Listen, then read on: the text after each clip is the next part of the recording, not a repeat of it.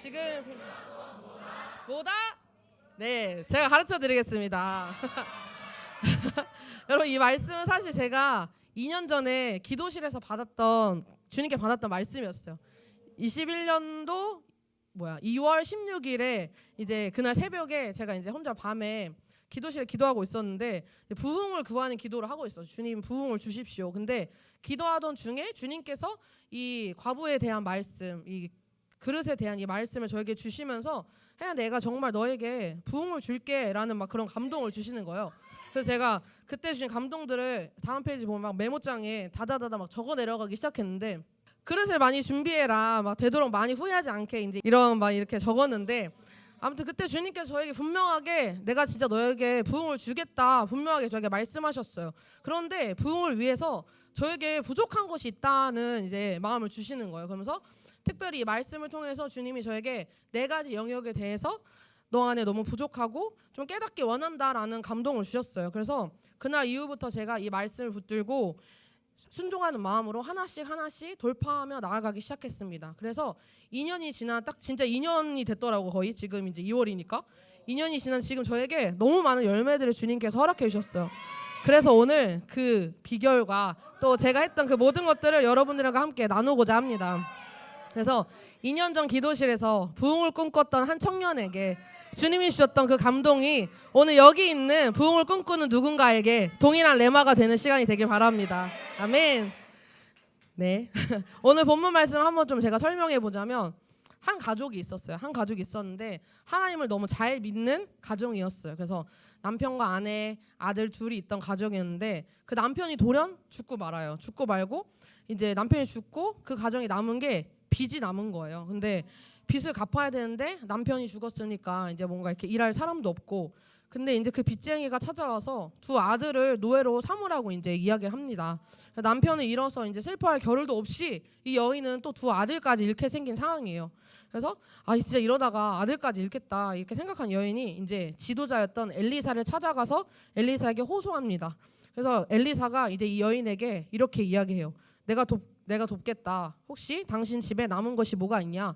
그때 이제 여인이 기름 한 병이 남아 있다고 이야기합니다. 그러자 엘리사는 그 여인에게 그렇다면 이제 기름을 담을 수 있는 그릇을 가져와라. 근데 최대한 많이, 만약에 없다면 이웃에게라도 가서 그릇을 가져와라 이렇게 이야기합니다. 그래서 이제 이 여인과 두 아들은 이제 막 이 집 저 집 막 찾아다니면서 그릇을 가져와요. 그래서 근데 이제 집에 있던 이제 기름을 이제 그 그릇에 붓기 시작했는데 너무 놀라운 일이 그 집에 일어났습니다. 기름은 한 병인데 가져온 모든 그릇에 그 기름이 다 차는 은혜가 그 집에 임하게 되었습니다. 사랑하는 여러분, 오늘 이 축복이 여기 있는 여러분들에게도 동일하게 임하는 시간 되길 바랍니다. 지난주에 김성희 목사님께서도 말씀하셨지만 성경에서 기름을 무엇이라고 이야기하나요? 아멘. 맞아요. 성령, 또 성령의 기름 부으심이라고 의미합니다.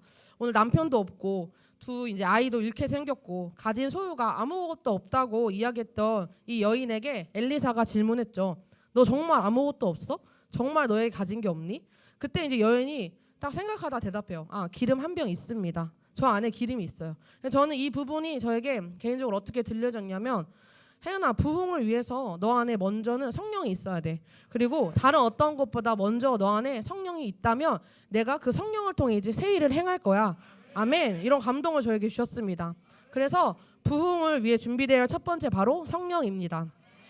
사랑하는 여러분, 저는 개인적으로 지난 크라이언 예배를 통해서 여기 있는 우리 모두에게 성령이 임하시고 또 충만함이 우리 가운데 임했음을 믿습니다.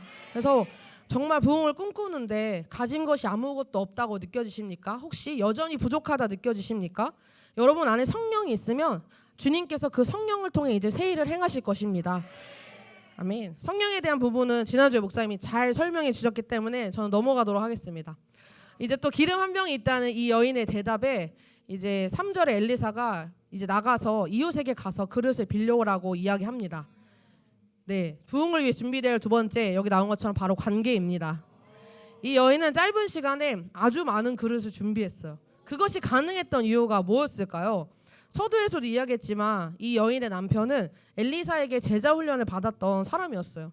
그리고 이 여인은 상황이 어려워졌을 때 어떻게 했냐면 하나님의 사람, 리더인 엘리사를 찾아가는 태도를 보입니다.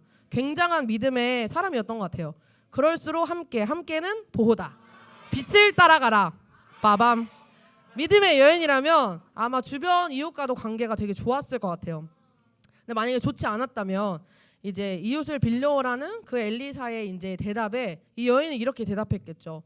아, 이웃과 사이가 안 좋다고. 이게 옆집과는 지난번에 그 말 때문에 좀 다툼이 있었고, 이 앞집과는 이 사역에 의해서 마찰이 있었다. 그래서 이게 뭔가 빌리는 게 너무 쉽지 않다라고 말할 수 있을 것 같아요. 근데 그랬다면 이 여인은 아마도 빠른 시간 안에 많은 그릇을 빌려오지 못했겠죠. 그래서 그러나 이 여인은 엘리사의 이야기가 끝나기가 그냥 무섭게 두 아들과 함께 나가서 이웃에게 가서 그릇을 빌려옵니다. 여러분, 제자 훈련을 다른 말로 뭐라고 말하는지 아시나요 혹시?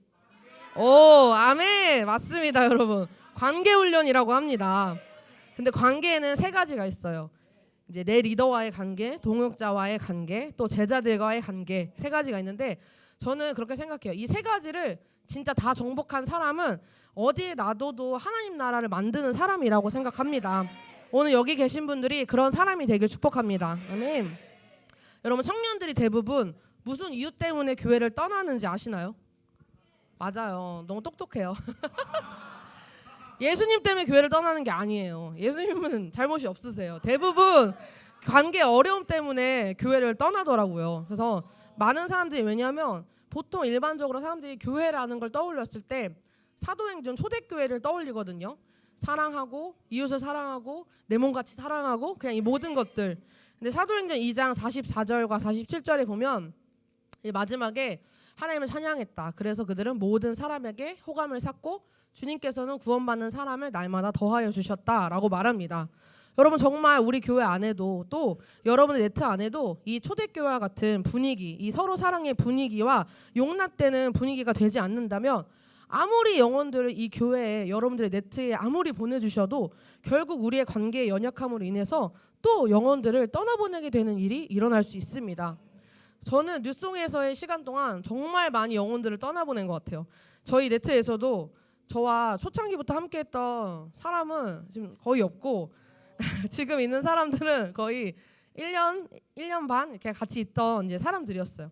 근데 이제 떠나간 사람 중에 정말 죄송하지만 이름도 기억이 안 날 정도로 너무 많은 사람들이 있었어요. 근데 그 친구들이 그 당시에 떠날 때 그들의 상황 때문에 또 뭔가 그들의 마음 때문에 교회를 떠났습니다. 아니, 그렇다고 저는 사실 생각하고 있었어요.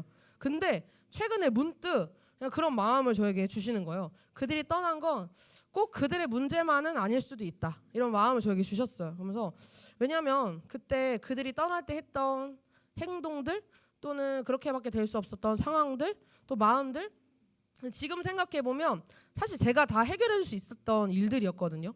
지금 제 기준에서. 그러니까 지금 제 기준에 생각해 볼 때 되게 별거 아니었다라고 생각했던 것들이었는데 그때 저는 그게 용납이 안 됐고 용서가 안 됐고 이해가 안 됐고 인내가 안 됐더라고요. 그래서 지금 드는 생각은 그 당시 나의 성품의 그릇이 너무 작았고 또 관계를 풀어가는 능력이 나에게 없었기 때문에 그들이 떠날 수밖에 없었던 건 아닐까라는 또 그런 생각을 제가 하게 됐어요. 그래서 저는 그러고 나서 한 1년의 시간 동안 정말 관계에만 집중했던 것 같아요. 하나님과의 관계를 위해서 진짜 기도실에서 말씀을 연구하고 또 나의 리더의 관계를 위해서도 또 연락하고 만나고 표현하고 또 순종하고 또 우리 팀들과 관계에서도 같이 집에 초대해서 교제하고 표현하고 제자들과의 관계에서도 또 그들의 삶에 더 들어가려고 하고 그런 일이 저에게 이제 있었는데 그렇게 시간이 이제 흐르니까 지금은 정말 제 곁에 저를 너무도 사랑해주고 믿어주고 저와 함께하기를 원하는 팀들이 생겼더라고요. 저뿐만 아니라 여기 계신 모든 분들이 진짜 많은 분들이 그렇게 관계의 성품의 훈련을 하고 있는 것 같아요. 성품이 다뤄지고 있고 또 성장하고 있는 것 같습니다. 그렇기 때문에 정말 그런 사람들이 모인 우리 교회이기 때문에 정말 세상과는 조금 다른 모습의 교회인 것 같다는 감동이 주셨어요. 그래서 사랑하는 여러분, 정말 여러분들이 부흥을 꿈꾸십니까? 꿈꾸신다면 관계에 적극적으로 뛰어 들어가십시오. 관계에 능한 사람이 어떤 영혼도 떠나보내지 않을 수 있으며 그 사람 곁에는 늘 사람이 끊이지 않을 것이고 오늘 이 여인처럼 정말 여러분들에게 도움이 필요한 그 순간에 수많은 그들이 여러분들을 돕게 될 것입니다. 아멘. 자, 다음 세 번째, 부흥을 위해 준비되어야 할 세 번째는 바로 순종입니다. 순종. 3절부터 5절까지 우리가 함께 같이 읽어보도록 하겠습니다. 시작. 엘리사, 너는 밖에 나가서 모든 이웃에게 그릇을 빌리라. 빈 그릇을 빌리되 조금 빌리지 말고 너는 내 두 아들과 함께 들어가서 문을 닫고 그 모든 그릇에 기름을 부어서 차는 대로 옮겨 놓으라 하니라. 여인이 물러가서 그의 두 아들과 함께 문을 닫은 후에 그들은 그릇을 그에게로 가져오고 그는 부었더니. 아멘. 아멘. 3절에 보면은 이제 여인이 엘리사에게 도와달라고 요청을 했는데 그 요청에 우리가 상식적으로 이제 생각을 해보면 이제 요청해 볼 때 엘리사가 해야 하는 이제 행동은 당연히 이거겠죠. 뭐 돈을 빌려준다거나 아니면 같이 빚쟁이를 찾아가서 뭔가 이렇게 이야기를 해준다거나 이런 게 맞는데 엘리사는 이런 이야기는 일절하지 않고 아 그래? 그럼 나가서 이웃에게 가서 그릇을 빌려오라고 이야기합니다.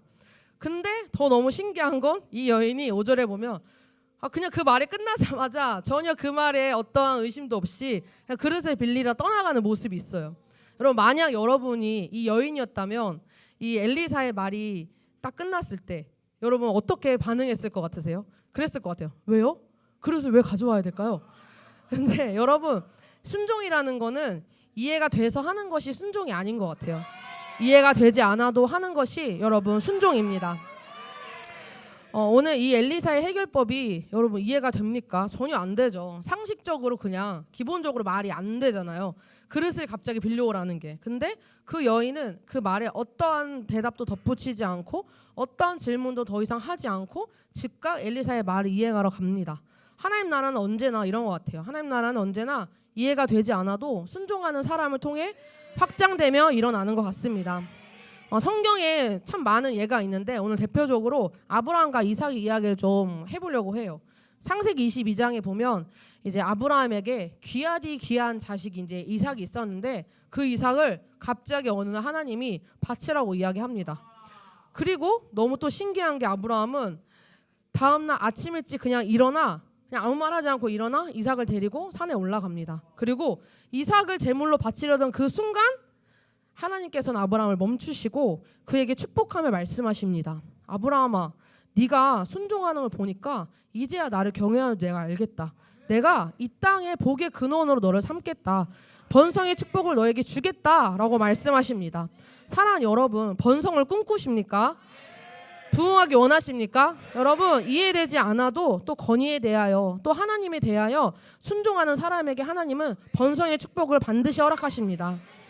오늘 하나님께서는 순종을 통해서 아브라함이 하나님 자신을 사랑한다는 걸 하나님은 아셨어요. 믿게 되셨어요. 그리고 이제 여러분 제자가 스승에게 또는 이제 뭐 자녀가 부모에게 하는 사랑의 표현이 순종이에요. 순종으로 결국에는 사랑을 표현한다고 합니다.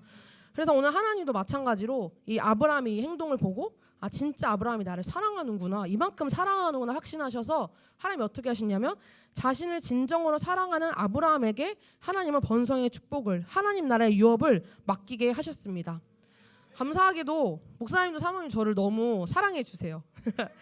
제 피셜은 아니고 그런 느낌이 있어요. 근데 아무튼 제가 하는 일에 많은 부분을 또 전적으로 정말 신뢰해 주시고 저에게 이제 맡겨 주시는데 지금이야 뭐 제가 목사님 사모님에게 사랑한다, 감사하다, 고맙다 막 표현하지만 원래 그런 사람은 아니었어요. 근데 그냥 무뚝뚝하고 막 표현하는 거에 낯간지러워하고 그래서 막 목사님 방에 막 들어가서 막 재밌게 이야기하는 사람들 보면은 막 너무 마음은 나도 원이지만 육신이 안 된다 막 이런 사람이었는데 그래서 늘 목사님 사모님 통화하면 늘 되게 간단히 용건만 이런 제자였는데 그럼에도 목사님과 사모님은 그때도 지금도 저를 끝까지 신뢰해 주셨고 많은 부분의 건의를 위임해 주셨어요. 그런 생각을 제가 한 적이 있어요. 뭘 믿고 나한테 이렇게 맡기실까? 이런 생각을 해본 적이 있었는데 제가 자신 있게 이야기할 수 있었던 한 가지는 저는 사랑 표현은 빵점인 제자였지만 나름 진짜 순종은 고득점의 제자였던 것 같아요. 그래서 어느 순간부터 그냥 목사님과의 대화 속에 늘 많은 분량을 차지하던 저의 대답이 넵이었어요. 넵.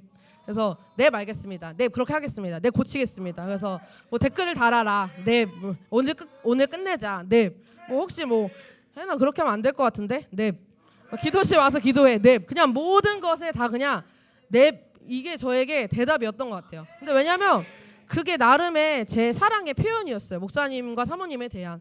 여러분은 정말 여러분의 리더에게 어떻게 순종하고 계십니까? 어떻게 사랑을 표현하고 계십니까? 여러분 사랑하니까 순종하는 겁니다. 예수님도 그렇게 말씀하셨잖아요. 요한복음 이제 2장 17절에 보면 베드로야, 요한복음 21장 15절에 보면은 이제 예수님 말씀하세요. 베드로야, 네가 나 사랑하니? 그래? 그러면은 말로만 사랑하지 말고 네 양을 먹여.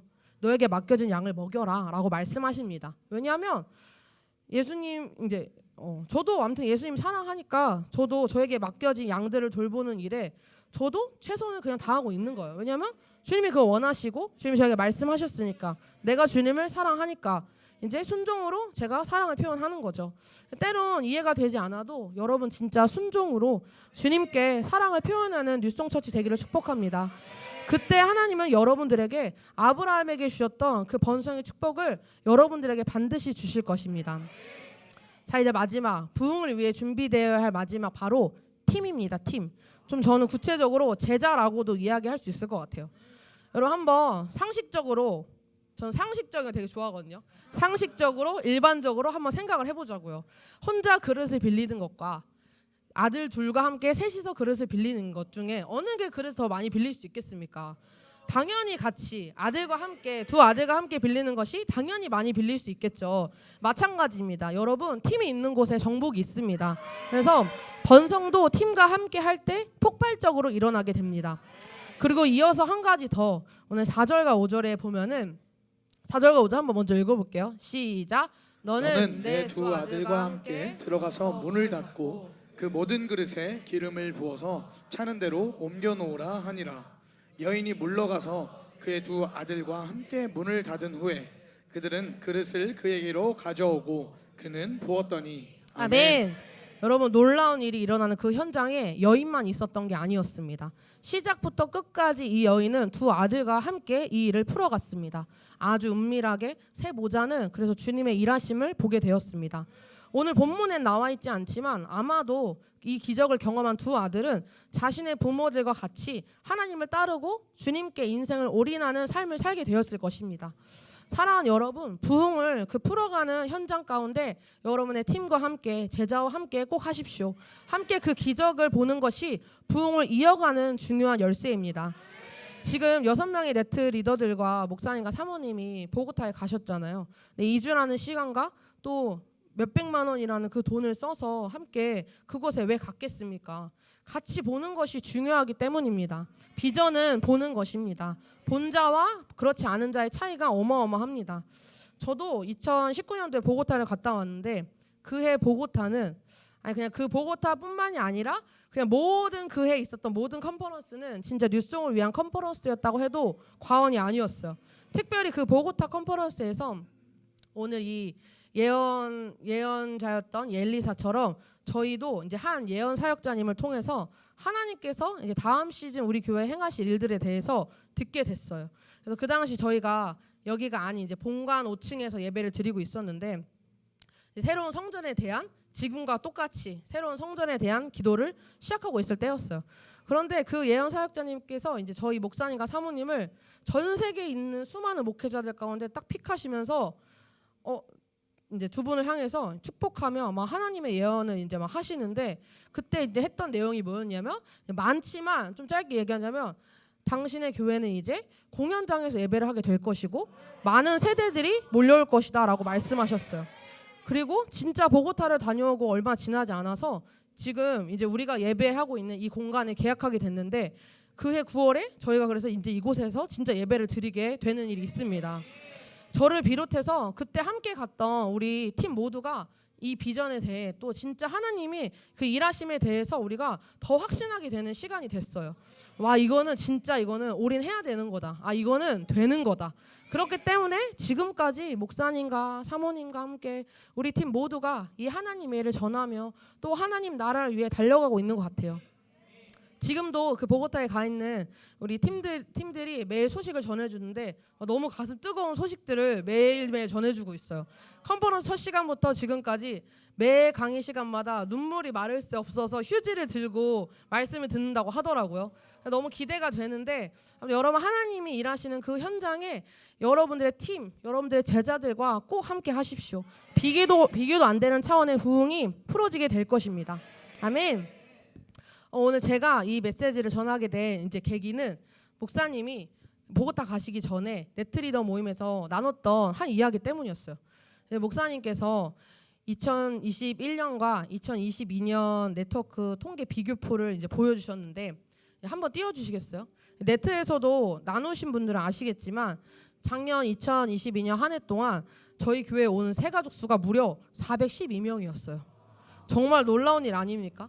청년들이 없다고 말하는 이 시대 가운데 400명이 넘는 청년이 이 교회에 오다니, 정말 하나님께서 우리 교회를 너무 사랑하시고 진짜 분명하게 쏟아지도 부어주시는구나 제가 생각하게 됐어요. 그런데 여러분, 전도된 인원은 412명이었는데 작년 한 해 동안 정착한 인원은 218명이었어요. 한마디로 400명 중에 절반은 정착했지만 절반은 다시 세상으로 또 다른 곳으로 돌아갔다는 뜻입니다. 저희 네트만 해도 여기 나와 있지만 48명의 영혼들이 너무 감사하게 왔는데 정착된 인원은 18명이었어요. 이 통계표를 보는데 정말 제 안에 애통해 하시는 주님의 마음이 엄청 부어졌어요. 작년 한 해 여기서 누구도 최선을 다하지 않는 사람은 정말 한 사람도 없어요. 저 개인적으로도 그 어느 해보다 가장 최선을 다했던 것 같아요. 정말 쉴 틈 없이 영혼들을 만나고 집에 초대해서 먹이고 재우고 막 미디어 영상 작업에 막 밤샘은 물론이고 매주 예배를 섬기고 또 매주 오메가를 찍기 위해 말씀을 연구하고 먹이고 정말 나는 부끄럼 없이 최선을 다했던 한 해였어요. 근데 최선을 다했음에도 통계가 이렇게 저에게 이런 결과를 보여주더라고요. 그리고 그 다음날 제가 이제 수요일 지나고 목요일 날 기도실에 가서 기도하는데 주님 앞에 정말 회개의 마음이 부어지면서 엉엉 울면서 제가 기도를 하게 됐어요. 내가 그때 조금이라도 그 친구를 더 잘 챙겨줬더라면, 내가 진짜 더 준비됐더라면 더 많은 영혼이 지금 나와 함께하고 있지 않을까? 진짜 이런 생각이 들면서 결론은 나의 그릇의 문제다. 그냥 내 그릇, 이혜은이라는 그릇이 30명도 감당할 수 없는 그냥 그 정도의 그릇이다. 더 담고 싶어도 어쩔 수 없이 내 그릇이 이 정도다. 이런 마음을 그때 갖게 됐어요. 근데 제 부족함을 제가 그 기도실에 직면하게 되니까 또 어떤 일이 일어나냐면 사단이 그 틈을 타고 와서 제 안에 엄청난 정죄감과 실패감을 주는 거예요. 근데 그래서 아무튼 그 기도실에서 제가 그래, 나는 진짜 실패했다. 다 내 책임이다. 다 내 탓이다. 내가 부족한 탓이다. 이런 생각을 하고 있었는데 그때 울고 있던 저에게 주님께서 오늘 이사야 말씀을 가지고 저에게 찾아와서 말씀해 주셨어요. 이사야서 43장 18절부터 19절인데 너희는 지나간 일을 기억하지 말고 옛일을 생각하지 마라. 내가 이제 새 일을 행하려고 한다. 이 일이 이미 드러나고 있는데 너가 그걸 알지 못하느냐? 내가 광야의 길을 내겠으며 사막의 강을 내겠다. 아멘. 그러면 주님이 저에게 분명하게 말씀하셨어. 혜은아, 지나간 건 지나간 거야. 내가 너를 통해 이제 새 일을 행할 거야. 너 왜 여전히 과거에 묶여있니? 너를 통해 내가 할 일이 너무 많아. 다시 일어나 우리 달려가자. 이 주님의 음성에 제 모든 생각과 마음이 그냥 단번에 단순하게 정리됐어요. 그러면서 주님께서 2년 전 기도실에서 그 부흥을 꿈꾸며 기도할 때 주셨던 이 오늘 11개의 말씀을 떠오르게 하시면서 그래, 나의 그릇을 확장하자 라는 결단이 제 안에 서게 되었습니다. 사랑 여러분, 오늘 이 말씀이 여러분들에게 묶임으로 다가오지 않기 원합니다. 제가 받았던 이 사단이 주는 이 정죄로 다가오지 않기 원합니다. 그저 새로운 시즌에 대한 돌파의 시간으로 삼는 여러분, 그런 시간이 되기를 바랍니다. 오늘 이후로 여러분들에게 부족했던 그릇들이 오히려 채워지는 은혜의 시간이 되길 바랍니다. 여러분, 우리가 하나님 앞에 부흥을 꿈꾼다고 기도합니다. 그 부흥을 달라고 기도합니다. 그리고 오늘 우리가 이 시즌 지금 지나가고 있는 것처럼 더 새로운 성전을 우리에게 달라고 기도합니다.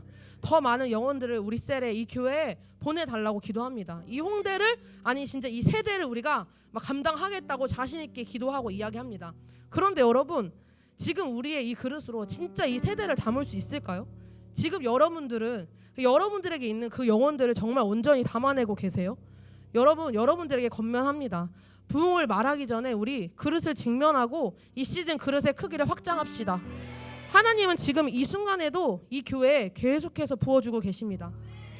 그릇을 빨리 확장하는 사람이 부흥을 풀어내는 자가 될 것이고 그 사람이 부흥의 주역이 될 것입니다. 여러분, 부흥은 한 사람을 통해서 시작됩니다. 저는 저 한 사람을 통해서 그 부흥이 시작될 것이라는 확신이 있어요. 여러분 어떠십니까? 여러분들도 저와 같이 이것을 믿음으로 취하시기 바랍니다.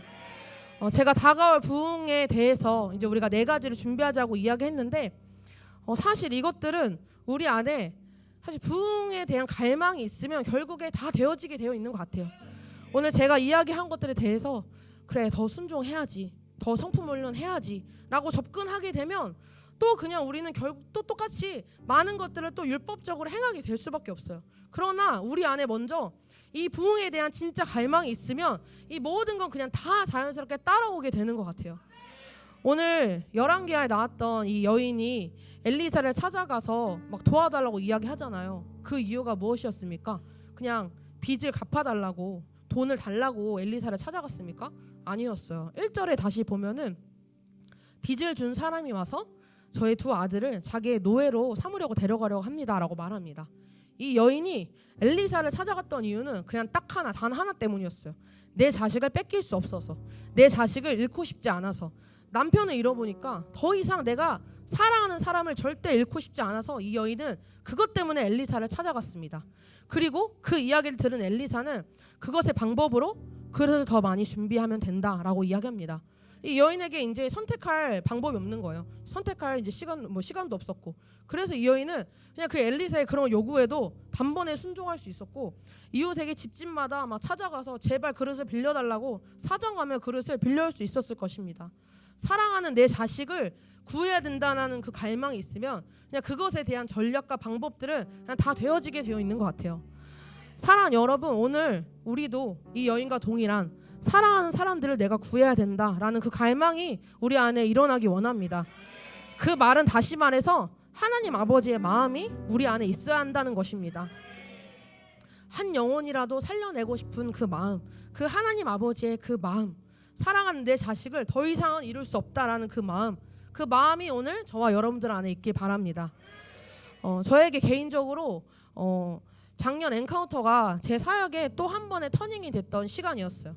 이제 엔카운터 둘째 날에 사모님의 가정 강의가 이제 끝이 나고 사모님께서 이제 부부들 앞으로 초대해서 축복해 주는 시간을 이제 가졌는데, 그때 이제 저도 이제 남편과 같이 이제 이 자리에 나와서 이제 여러분들 얼굴을 지금처럼 딱 보게 됐는데, 그때 처음 겪어보는 마음이 저에게 딱 들어왔어요. 뭔가 지금처럼 이렇게 막 저를 쳐다보고 있는데 뭔가 딸린 자식이 되게 많은 느낌? 뭔가 막 저를 보고 있는 막 여러분들의 그 막 초롱초롱한 그 눈빛이 뭔가 마치 저에게 언니 오빠 그 길 잘 따라가 주세요, 제가 진짜 따라가겠습니다, 뭔가 이런 느낌을 제가 개인적으로 받았어요. 굉장한 막 거룩한 부담감이 저에게 그 순간 엄청 밀려들어오면서 아 진짜 내가 이 길 잘 가야겠다, 내가 이들에게 진짜 좋은 가정의 모델이 되고 진짜 영적인 부모가 돼야겠다라는 마음이 막 들었어요. 솔직히 저는 이런 마음이 처음 들었던 것 같아요. 솔직히 말해서 사역을 하면서 저는 가끔씩 막 저한테 뭐 엄마라고 부르고 하면 되게 오그라들었거든요. 내가 왜 엄마지? 나이 차이 별로 나지도 않는데 나 아직 애도 없는데 막 솔직히 이런 마음이 들었는데 그날 제 안에 그런 마음이 들어왔어요. 아마 하나님의 마음이 저 안에 부어졌던 시간이었던 것 같아요. 이 세대를 향한 진짜 깨어진 이 가정을 다시 회복하고 싶어 하시는 그 주님의 그 마음이 제 안에 그 순간 부어졌어요. 그리고 나서 이제 숙소로 돌아와서 저희 네트워크 이제 친구들과 엔카운터 때 받은 이제 은혜들을 우리가 나눠보자 하는 이제 시간을 가졌어요. 근데 이제 뭐 전부 오픈할 수는 없지만 그 나눔의 시간이 저에게는 상상 초월 충격의 시간이었어요. 왜냐면 가정에서 이 정도까지 상처를 받을 수 있다고? 뭔가 부모나 형제나 학교나 심지어 교회에서까지 뭔가 이렇게 폭행을 당하고 성적인 추행을 당하고 왕따를 당하고 이럴 수 있다고?